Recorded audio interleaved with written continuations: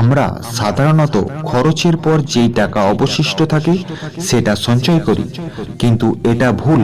একজন বিখ্যাত সফল ব্যক্তি বলেছেন, খরচের পর যা অবশিষ্ট থাকে তা সঞ্চয় না করে বরং আগে সঞ্চয়ের পর যা অবশিষ্ট থাকে তা থেকে খরচ করো। মনে রাখবে, টাকা একটি কথাই বলে, আজ যদি তুমি আমাকে বাঁচাও, কাল আমি তোমাকে বাঁচাবো।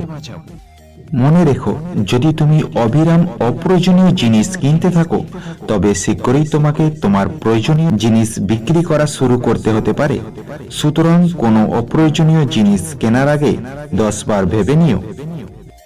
তোমাকে অবশ্যই অর্থের উপর নিজেকে নিয়ন্ত্রণ রাখতে হবে, নয়তো এর অভাব তোমাকে সারা জীবন নিয়ন্ত্রণ করবে। একই জায়গায় সঞ্চিত টাকা বিনিয়োগ না করে ভিন্ন ভিন্ন খাতে তোমার সঞ্চিত টাকা ইনভেস্ট করো, যাতে মূলধন হারানোর ঝুঁকি কম থাকে। তুমি যে জিনিসের সম্বন্ধে পুরোপুরি ভাবে বোঝো না, তাতে কখনো টাকা বিনিয়োগ করতে চেও না। এতে কষ্ট করা উপার্জনের টাকা হারিয়ে যাওয়ার 100% চান্স থাকতে পারে। যার টাকা আছে তার কাছে আইন খোলা আকাশের মতো, আর যার টাকা নেই তার কাছে আইন মাকড়সার জালের মতো। আইনের জালে জড়িয়ে গেলে, টাকা না থাকলে সেখান থেকে উদ্ধার হওয়া মুশকিল। যখন তোমার পকেট ভর্তি টাকা থাকবে, তখন শুধুমাত্র তুমি ভুলে যাবে তুমি কে। কিন্তু যখন তোমার পকেট ফাঁকা থাকবে, তখন সমগ্র দুনিয়া ভুলে যাবে তুমি কে। মানুষ বড়ই অদ্ভুত। টাকা রোজগার করতে গিয়ে হাড় ভাঙা পরিশ্রম করে, তার ফলে রোগে পড়ে যায়। আবার সেই রোগ সারাতে গিয়ে রোজগার করা টাকাই খরচ করে ফেলে।